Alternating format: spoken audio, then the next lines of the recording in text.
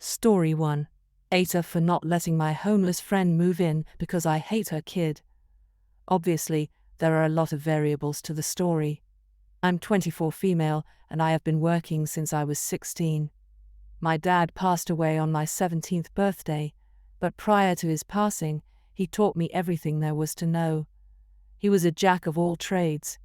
I have done electric, plumbing, mechanic work, concrete and basic carpentry.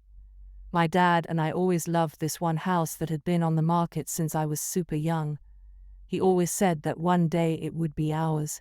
When he passed, we got an insurance settlement. When I turned 18, I bought that house outright.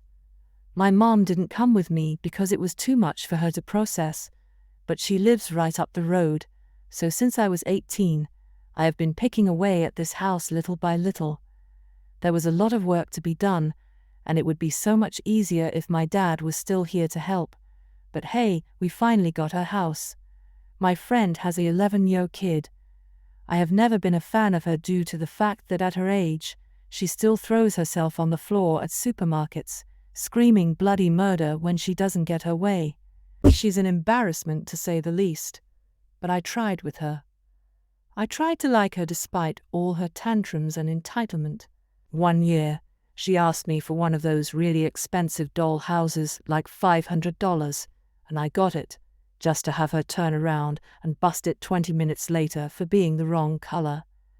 The tip of the iceberg was when I was conned into taking her one day when I was visiting my 7-year-old brother in the hospital who was just diagnosed with cancer at that time. He's good now. And when she saw him lying in that hospital bed all doped up, she immediately said, "What a drama queen. He is obviously faking it." I dropped her off and never took her again. I'm disgusted by her. So my friend just became homeless. She didn't tell me the variables that caused this, but she's homeless regardless. She calls me up and asks if her and her kid can come live with me for a while. I didn't mean for it to come off as harsh as it did, but my response was, nope.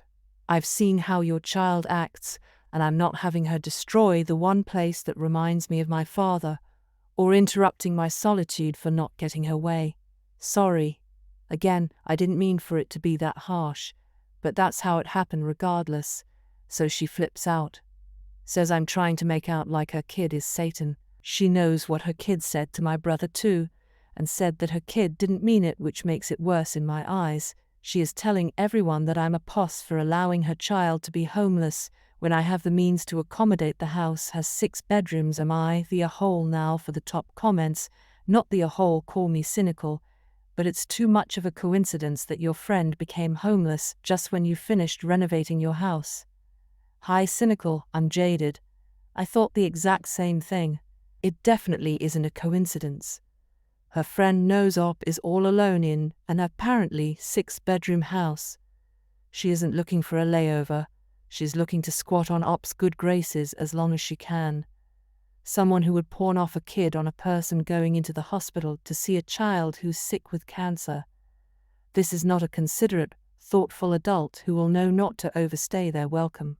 This is not someone who pays rent and becomes a good tenant over time.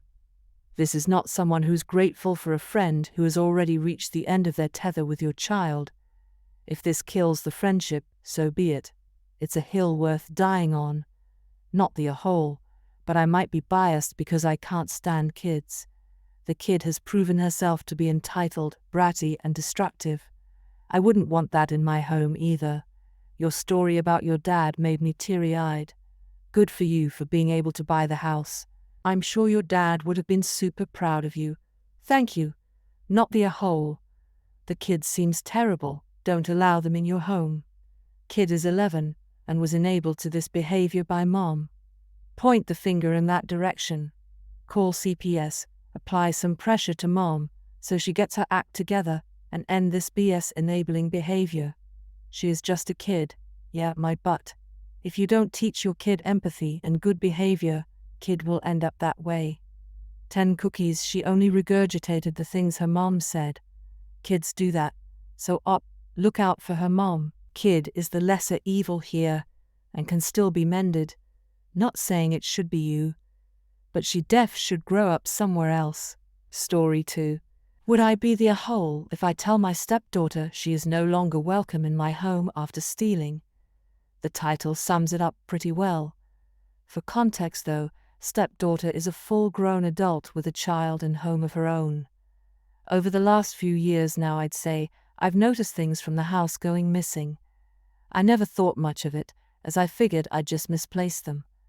It was mainly makeup and other cosmetics/toiletries and such small items. Maybe the odd small amount of money. However, the more it continued, the more I noticed there was potentially more going on than me misplacing items. For example, when she came to stay, I'd notice my makeup drawer in the bathroom would be left ajar. Things in my room would be moved about and evidence of rummaging. Put it down to her looking for sanitary pads or such. Then one day I opened my makeup drawer and found half the stuff that was meant to be in there. Well, wasn't. Okay, maybe I moved them to my room. Nope, in fact, even more missing from my room. Now is when I was starting to get suspicious. No way I had lost that many items in my own home. I told my husband, and he kind of dismissed it. There was no proof other than that the items weren't there. A week later, she comes to stay for a couple of days while her son is at his dad's. She leaves her bag on the floor. I walk past, and an item catches my eye, because it belonged to me. I picked the item up and asked her about it. She claimed she had gotten it ages ago. However, the kicker was that it was part of a pair and I still had the other one. After more pressing, she admitted it must be mine because she didn't have the partner, but didn't know how she had it. This is when I went back to my husband with proof. However, he dismissed again, saying it was only one item, and she could have picked it up by mistake, from a closed drawer. Good one. I was frustrated, but didn't want to cause a fight, so just told her to not touch anything that wasn't hers, but made it clear to my husband I didn't trust her.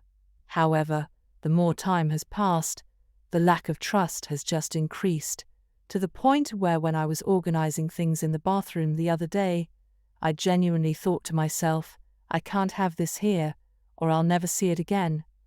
Now, with the prospect of restrictions easing here, there's probably going to come a time she asks to stay again. Will I be the a-hole if I tell my husband she isn't welcome to stay for a while, as I don't trust her in our home? Not the a-hole. You need to protect your belongings. But it doesn't sound like your husband is on your side, so he'll treat you like you're the a-hole. Yeah, this is my issue. I'll just have the two of them saying I'm an a-hole, like I'm expected to be okay with my stuff getting taken because she wants it. I don't go to work every day so she can benefit. This is why God invented those sleek, go in any room, linked to your smartphone, modern security cameras. Either that or get a dresser with enough locked drawers to keep everything in them and laugh at her and daddy's excuses about how insulting it is. Not the a-hole. Not the a-hole. The way I see it, you have two options. 1. Nail everything down. 2. Let her and your husband know if one more thing goes missing, or is borrowed without asking. Then you will be contacting police for theft. I personally would leave $20 out when she is in your residence, maybe around items she normally takes that are in semi-obscure locations. Money goes missing, and you caught the thief red-handed. When I was a teenager, I tried to catch my brother stealing money from me. I left out a $5 bill that I used to pick up a dog turd with. Turd was still in it. He never looked through my stuff again. Definitely not the a-hole. But now it's time to go a-hole on her. Set a trap. But don't trap her stealing your stuff. She'll be less likely to do so anyway now that she knows you're onto her. Trap her into stealing something of your husband's. To be honest, I think my husband is part of the problem. It's just stuff is what I hear from him all the time, not just with this incident, but other things too. I think he sees it that his kids are welcome to anything he has. Story 3. AITA for not letting anyone hold my son when he was born. This happened pre-COVID, but the fight started again about a month and a half ago. My wife gave birth to our son November 2019. She had a very complicated pregnancy, and ended up needing an emergency C-section, which we were aware could happen. We had talked about it for a while, and she admitted hating the thought she would be the last to hold our son. So when he was born, and she was still unconscious, I did not allow anyone in our families to hold him, or even meet him really. They saw me, but that was about it. She was unconscious for 4 days, but thankfully recovered and was able to meet and hold our son. It was about a day after that everyone else got to meet and hold him for the first time.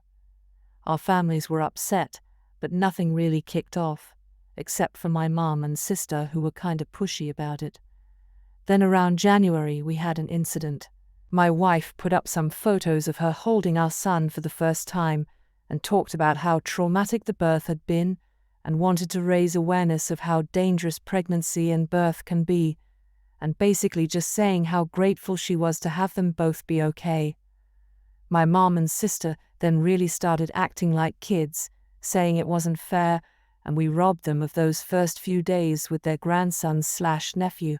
I told them plenty of people meet grandkids and nieces/nephews days, or even weeks or months after birth, and had this been COVID times, it would not have happened for a lot longer.